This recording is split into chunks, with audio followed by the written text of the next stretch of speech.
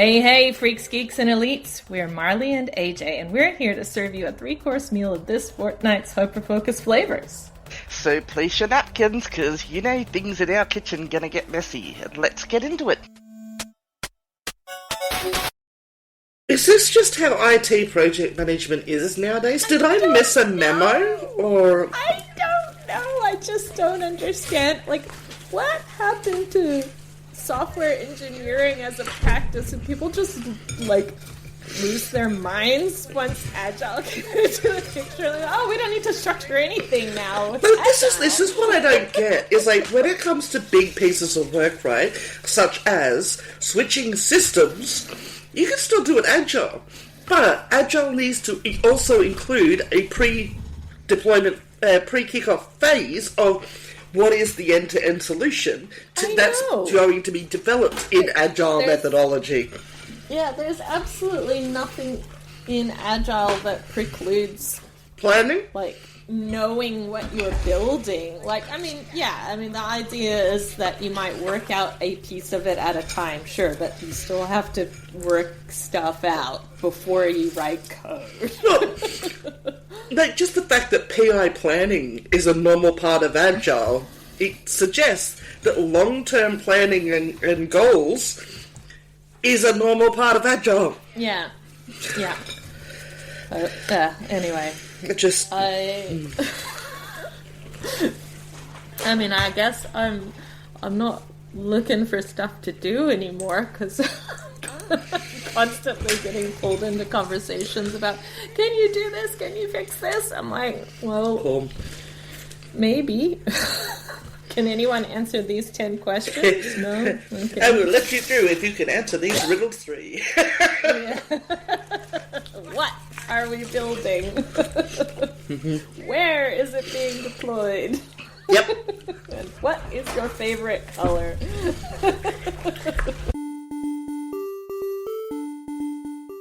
I have a new obsession. I found them in Woolworths yesterday. Okay. They're called pastry sandwiches. Yep. So they're basically sandwiches. They're ham and cheese and puff pastry, and you can do them in the jaffle maker or a sandwich press or. Okay, so so good. I get it, but so instead of a jaffle with bread, it's puff pastry. Puff pastry. Yep. Which is better because puff pastry is always better than bread. It's got lots more butter, and butter is my friend.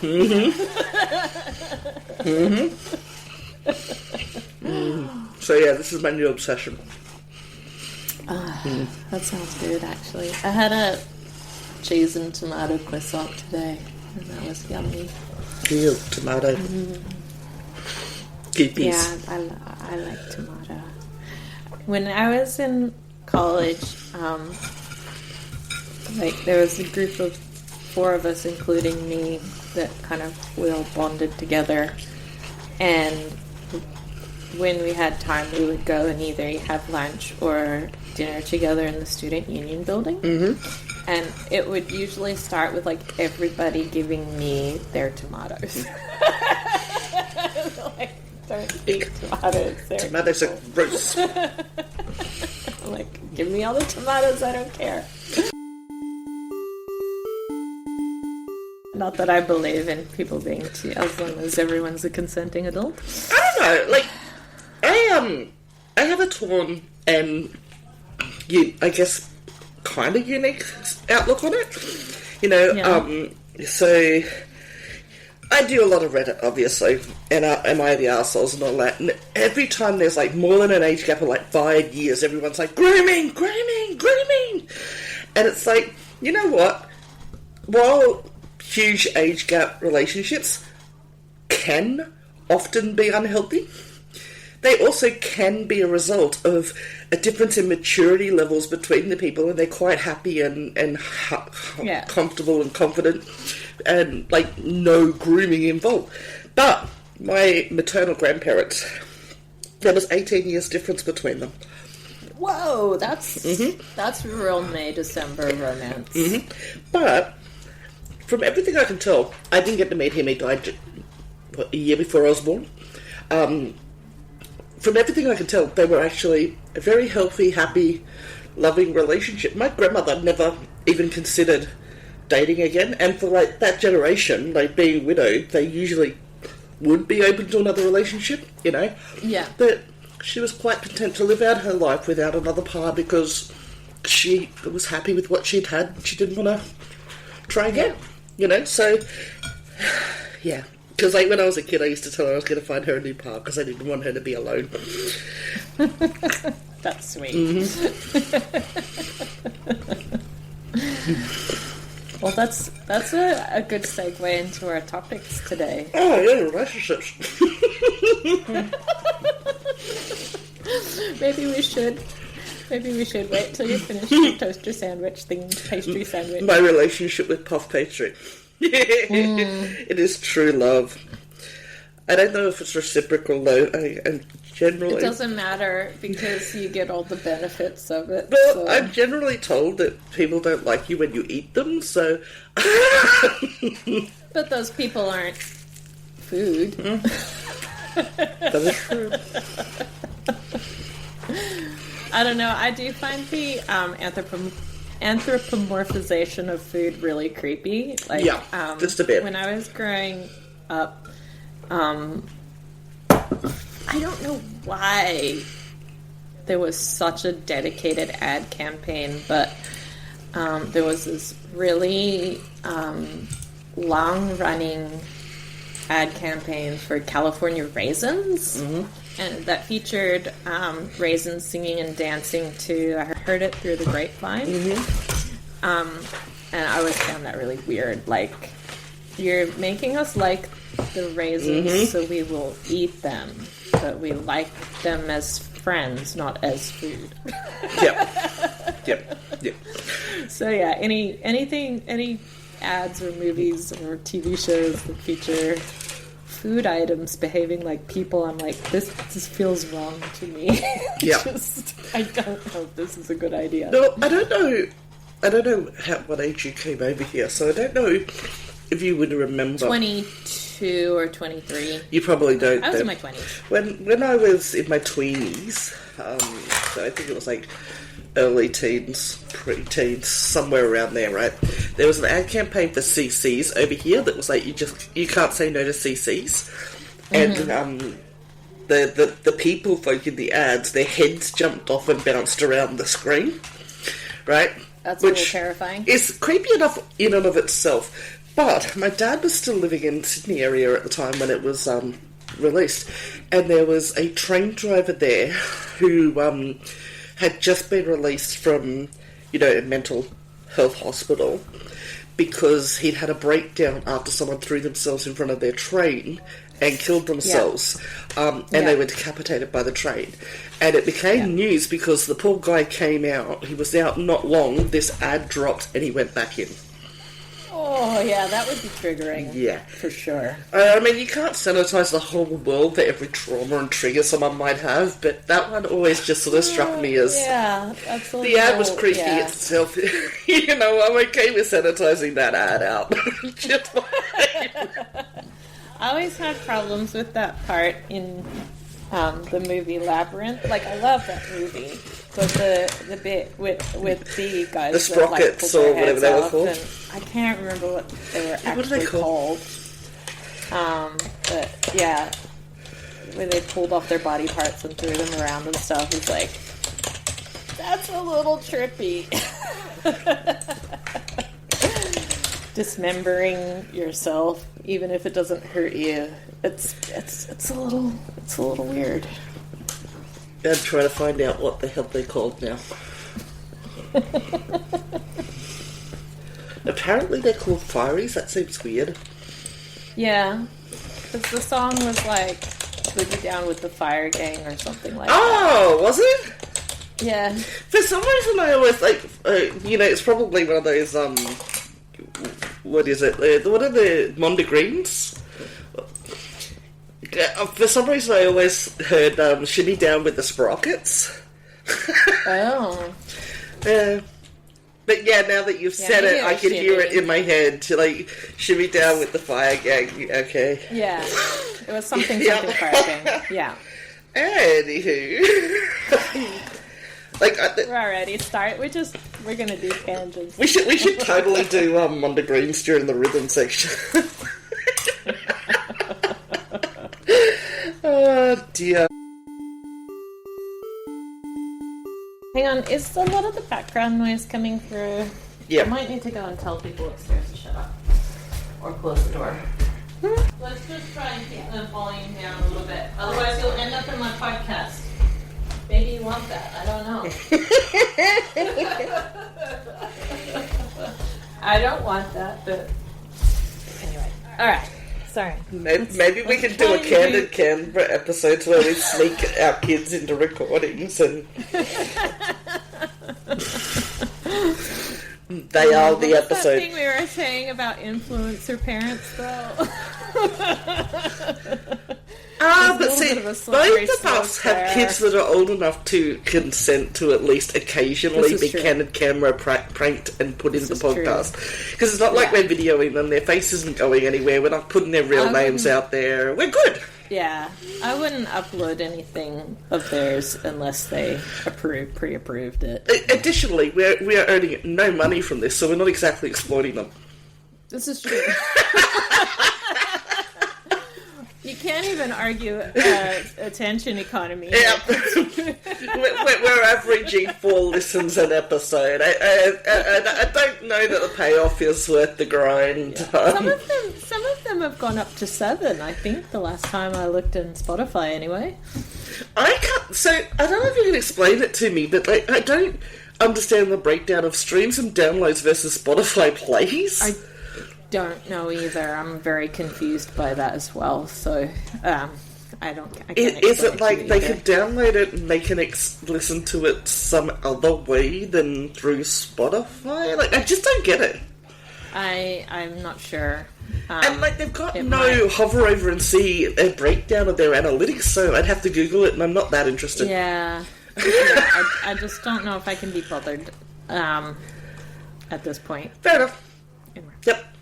Like, realistically, I think we've both sort of accepted that we're never going to have thousands of followers. We're just doing this for shits, giggles, and lols. So we're sort of giving up on analytics. I just wanted to get a vague sense: is anyone at all listening? And the answer is yes. Is anybody out there? We've got Greer reliably. We have Greer reliably, commenting yes. in Spotify. That's satisfying. Yes. To be honest, And, that makes it all worth it. You know, Beth is at least 3 episodes behind, since the last one she listened to was a Murderbot, so which she admitted to, but you know, being nursing and everything, her shifts all over the place, so she was planning to catch up. Even my favourite podcasts, I sometimes have to binge them when I have time available, or it's fair. Yeah, but we'll have to just start dropping random references to people we think are supposedly listening and see if any of them bite and comment. Say anything. Yeah, so, you know, like, and realistically, this was all Prexia's fault, so we should test her first.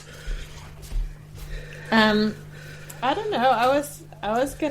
I did propose to Mr. Miller that he should do a guest segment on our podcast or something. Totally. He actually does have a lot of subscribers. Well, like that, like, most relatively of the, speaking, compared to us, like most of the stuff that I've read about trying to grow your audience base is to do that sort of cross. Yeah, but it's like when you've got 4 regular listeners, who's going to do cross posting with you?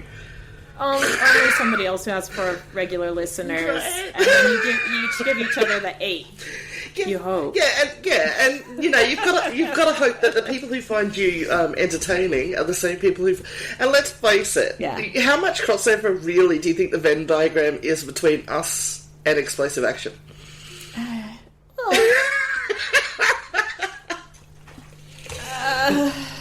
Yeah, I don't know. I mean, Simon likes us, so... Yeah. Simon's biased. He actually knows us well enough to like us. Do you really think listening to us is something he wants to do for lols, though? I don't know. Probably not. I don't know. We'll leave this in here just to see if he is listening, because, Yeah. It's either going to go in 7 or 8. It'll be an offcut or it'll go in this episode. Fair enough. All right. Speaking of music. Yes. So, yeah. Simon talks about music in his He does YouTube indeed. channel. He is very knowledgeable about all things metal. Yeah. I am extremely knowledgeable about all things that I like, and no technical knowledge of anything. Yeah. Before we go, though, before Yeah. I forget about it again, because it's popped in my head 3 times since you mentioned Genesis, Oh. joke for you. Okay. Fundamentalist Christians believe every word written in Genesis. Yeah. I don't even think Phil Collins was a good drummer.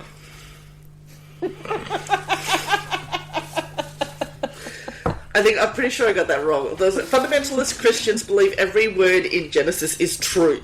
That's it. Yeah. I don't even believe Phil Collins is a good drummer. Yeah.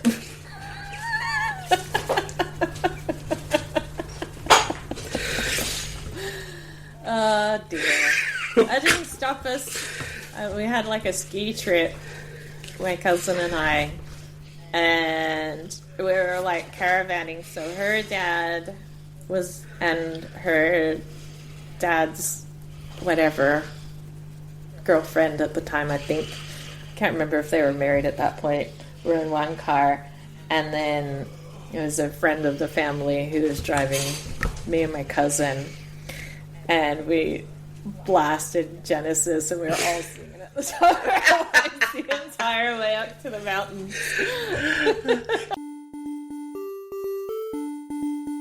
So when I was 7 years old, we went on this, my dad calls it last great geographical. We had moved off of our Downeaster, and we didn't have like a set agenda, so my dad decided that we were going to buy a live-in trailer, like a full fifth wheel trailer, not like a camper van or anything, like serious trailer, a 1-ton truck, and we just drove around all over the continental US, Nice. Canada, a little bit of Mexico, mostly Canada and the US.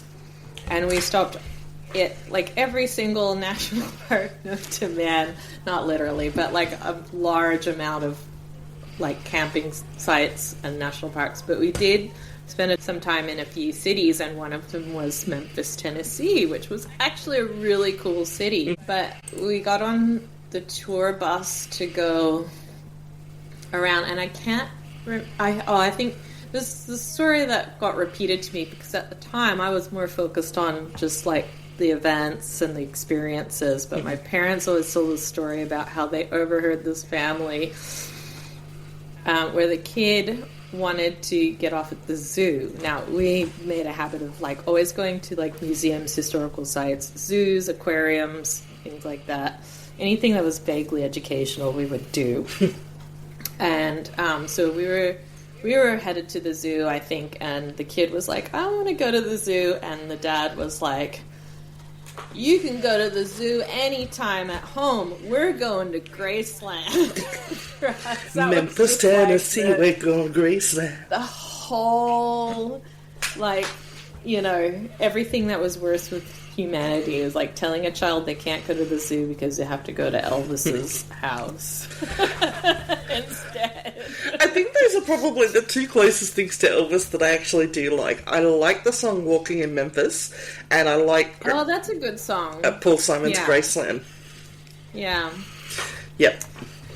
But Memphis was cool. We liked the Peabody Hotel with the ducks, and we went to this like scale model of the Mississippi River, so you could kind of like walk the entire length of the Mississippi River, and there were like little cities and stuff along it. That was really cool. Sounds cool. I remember really enjoying Memphis. I gotta say, I don't know what it's like now, but you know, like 40 years ago it was fantastic. yeah, I've never had a burning need to go to America, but if Trump wasn't running this show and, it wasn't in danger of burning in flames at some point in the future, I wouldn't mind going to New Orleans. New Orleans is still on my list. Yeah. It's one place though we didn't actually hit Louisiana at all. We only got to Georgia, and then we kind of curved back up through like Kentucky and Tennessee and stuff. So we didn't do any of the deep south other than Georgia. Okay, so we'll add that to our holiday destination list. We definitely need to have our wild middle-aged ladies weekend. Girls Gone Wild. Yeah. I don't think I will ever actually flash anyone for Mardi Gras beads, but I certainly wouldn't mind listening to some excellent New Orleans jazz, eating beignets, and getting drunk. Yep. I'm down for that holiday. I've got to admit, I don't want to go to New York per se, but I wouldn't mind hitting Broadway. Okay. So I know it's unpopular opinion in some circles, but I have no hatred for musicals. So if it's a good musical, there are bad musicals, as we've discussed previously.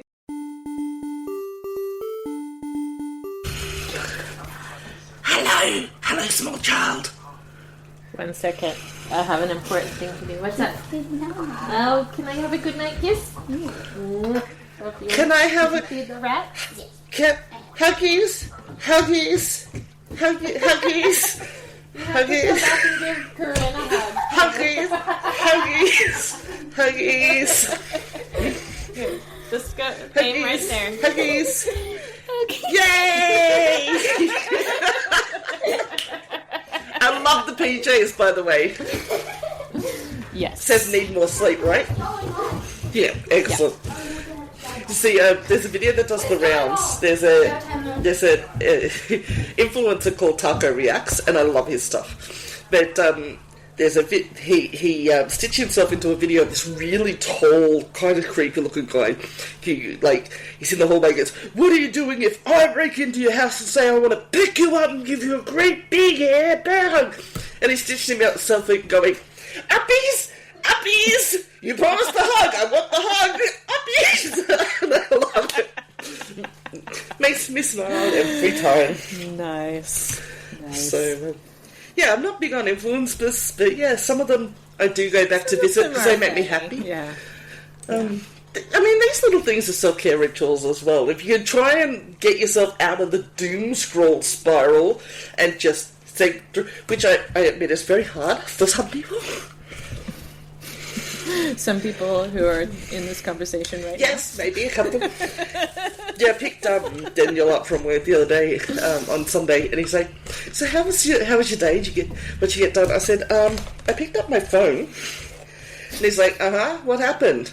I'm like, "Well, I picked up my phone, and then magically it was 5 hours later." And he's like, doom scrolling. I said, "Some of that. There was a game as well." But yes, he found someone who posted something on the internet that said that there was nothing out there for adults with ADHD. And the funny part was that person got a reply that said, "You should check out TikTok. There's lots of things out there for ADHD people, adult ADHD people." I was like, "Ooh,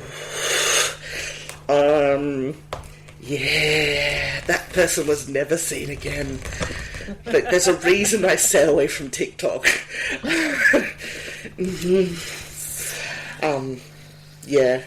I deliberately did not create a TikTok login or anything. I will look at individual ones that people send me, and then I have to close it immediately, and I will only do it sometimes. I do a lot better when someone sent me a video, because I can look at it and they go, "Ah, that was funny," and then close it. But if I open Reels, then I'm fucked. I don't go to a stream or a feed of multiple things. I just, no. Yep. I know that way lies madness. Yeah. Yes. I've lost whole days. Of course, I've also lost whole days to Candy Crush, so what do I know? It's designed for that, though. I know, but you only get Not so just many you. lives as well, so that means I've actually lost whole lots of monies to Candy Crush. Oh, yeah. The problem is, Yeah. like, you know, every so often a game becomes hyper-focus, and I'm fucked at that point. One of the ones I'm playing at the moment, though, thankfully, actually doesn't have live. Actually, maybe not thankfully. It doesn't have lives, so it also doesn't have a natural stopping point. Yeah, so that's where I end up. I have found one solitaire game that doesn't have ads or anything in it, and I can just play it, but then I just keep playing it, and then I just keep playing it. Ooh! Not even benefiting me anymore. I'm just playing it to play it. Hey, guess what? What's that? LinkedIn would like me to know that I am a strong applicant for a job. I just have to take about 50k a year pay cut Oh, and do something I don't want to do. At a place No, I don't want to thanks. do it. well, there you go. It's an IT administrator Thanks for job with a nothing. prison. Oh, here's another Be a little one. bit Strong soul-destroying. applicant, service desk analyst. Can you imagine, for a service desk analyst, the pay cut I'd have to take? Because I'm fairly sure those people are probably sitting on the 50 to 70k range. No thanks. Sorry, this is the portion of the podcast where we flex about how much we earn. Which is, so you know, more than 50 to 70k. Yeah, which you kind of have to. You have to just to have survive nowadays, these yes. days. Yeah. Especially if you're a In solo person Australia. income, yes. Yeah.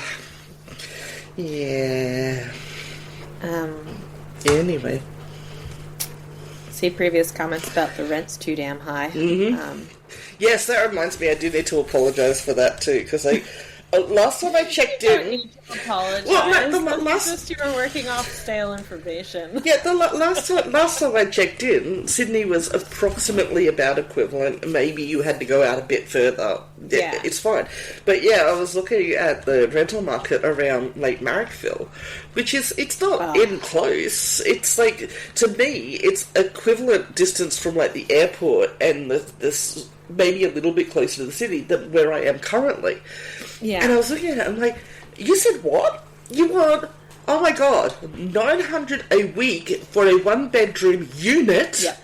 that looks Yep. like it's... No. How are about people right. affording these things? I don't know. I think people are like cramming in and sharing a lot, They'd or have to be. they're choosing between. Having a life food. and sleeping? Yeah, they're like, you know, they just get the essentials and they do nothing else, Well, or I don't know. It's all these things are stacking up. You know, you've got businesses and stuff closing down, and people complaining that the economy is not stimulated enough anymore. It's like, well, nobody can afford to buy anything non-essential or go out and live a life when you're letting rents get up so that everyone's now forced down below the poverty line. Yeah. Mate, it seems like a no-brainer to me. But sure, let's blame something else like boomers not right-sizing. I hate that argument. Have you seen that argument? Yeah, Boomers I aren't mean, right-sizing. the thing is, you can't boil it down to any one thing. Like, housing prices, like anything else, are going to be, you know, due to a number of issues. But there are economic experts who have made, like, you know, you read something like The Conversation, there are, like, real clear suggestions in that, people who know what they're talking about and qualified to do it. And it just...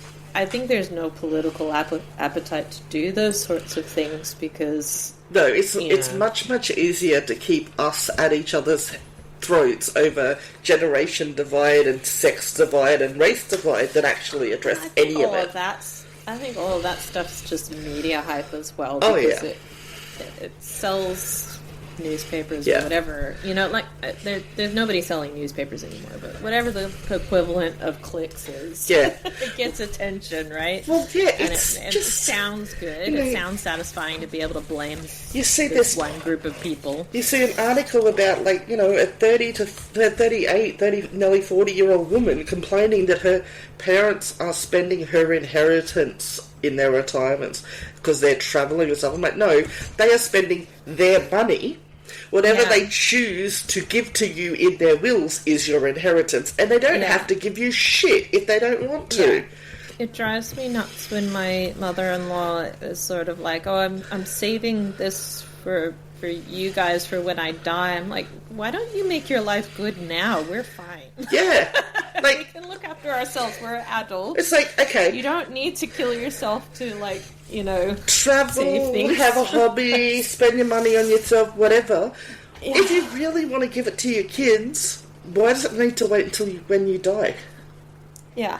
Like, I just don't understand. Well, because she has nothing else other than her house, so she's like, I just wanted to have a good house so that you can, like, I don't want to go through the pain of having to sell somebody else's house after they've passed away. Don't do that. Yeah, right? Don't do that. It's like, could you possibly sell up before you die and go into one of those lovely, like, we're not saying go into an aged care home, but they've got those lovely like places where retirement village, yes, you know, where you can live independently. Yeah. Anyway, not that we're suggesting anybody should have to do that, but like at the same time that you see other articles whinging about how younger generation can't find houses because boomers aren't right sizing. I'm like, they don't have to sell what they have bought unless they want to, and right size depends on what's right for them. They may have turned it into a home gym. Fuck off. Not the problem. No, it's not. That's not. Exactly. I'm sure that is not the sole cause. No way. The issue was supply and demand. It's like, give me a break. I know there's a lot of, people in that generation who have downsized, whatever. It truly cannot be that prolific of a problem. Yes. How did we get here from self-care rituals? I don't know. We started talking about rents, and then we tried to solve the housing crisis. I think we deviated from self-care long before we got to rents. Yeah. One day we should put a totally unedited upload up and give a prize to anyone who can figure out the dots on how we got from tangent to tangent. I think we should have a little, sting or something that plays every time we just make some lateral leap. Maybe we here it is. Ding! Now we're talking about something completely different. What? Yeah, but after a while we just start ignoring the dings. Maybe what we need is shock collars or shock bracelets or something. I think a buzzer sound would work. If it was like an annoying buzzer sound. Yeah, maybe. Maybe. Every time we started going off track. Sort of a Pavlov's dog sort of thing. Yep. Well, if we're going to circle back to that, so I gave you my old ritual, which was, but my new ritual, which I'm really proud of myself, also kind of ties back into habits from last time, which is that I've been going swimming once a week. Yay, nice. Me! Yes. And like swimming for me I know it's exercise and it's healthy and I feel the benefit of the exercise, but because I could swim literally before I could walk, like it doesn't feel like work. Yeah. So because my son's in swimming class, I take him, and then while he's in class, I just do laps. And I'm really proud of myself that I've managed to stick with it for most of the time. Very good. It was. So, yeah, it's like it's really nice to just be able to get in the water, and then all the little like in my head can just go. Do you realise that? And I get it out of my system while I'm swimming, because I don't have to think about what I'm doing when I'm swimming. The soundtrack I just kind of get into the zone. The soundtrack of little pitty patter feet going up in the background while you were saying getting rid of the new in your head. It was just perfect timing. Yes, it's bedtime. We've got lots of going up and down stairs. Oh, I do have the one self-care ritual. I go every fortnight and get my nails done now, so there is that. I'm really upset. I think that's a good one. Like, I think that even when you don't get anything that special, it looks really cool, and it's nice to feel kind of like special and Yeah, and then once a month or so I go and get a Thai massage but that's more pain management than self-care. Yeah. So, yeah. Yeah, but that's just pain management is self-care. Yeah, that's true. Right? But, you know... You want to feel okay and functional and... But I am starting to lose weight now, so there is hopefully a world in the horizon where my pain levels will come way back down. So, yeah, I actually, like, I noticed while I was up there in Sydney that, like, my jeans used to be, like, really tight to do up and wear around and everything. I realised how loose they were around the waist. I'm like, oh, I should check out where my weight's at. So, yeah, I'm starting to slowly see some dividends. Yay! Excellent. Yep. Good for you.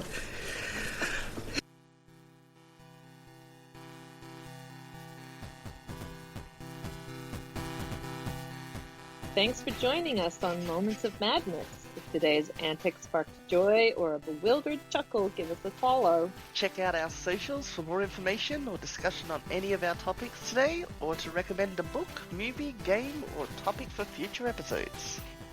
Until next time, keep waving those freak flags high and embrace the beautifully bizarre.